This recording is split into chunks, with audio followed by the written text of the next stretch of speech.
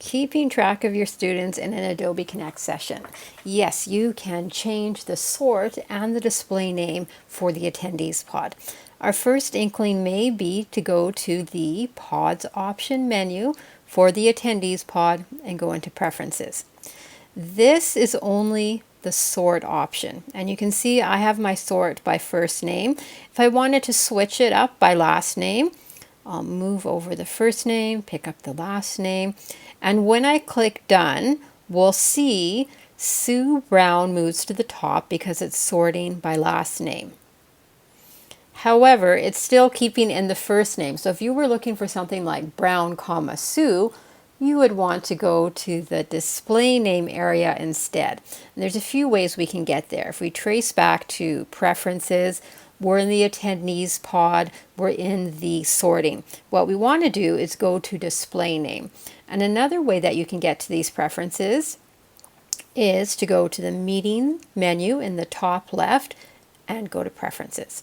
Same options, different areas to get to them. So let's go to display name. And if I want to have last name, first name, this is where I would make the change. So I don't want display name.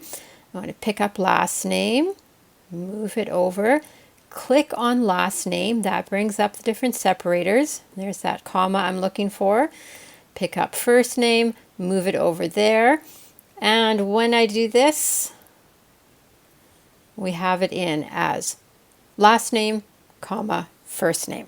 So difference between sorting from the attendees pod preferences versus picking the display name from the display name of the preferences.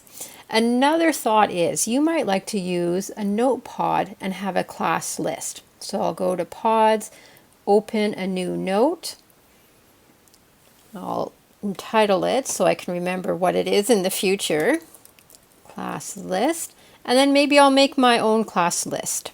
So I might have Sue, Jim, maybe I have a few people in Pass Lake, Contact North. I could say that Sarah is there, and maybe Stacy. You get the idea. You can keep this anywhere on your layout, or if you no longer need it, like any pod, you can hide it. If you like the idea of a class list in a note pod and maybe adding some additional comments as people speak or answer questions, you can open the class list and keep it on what's called a presenter only area. Maybe you don't want your students to see the different notes that you're making.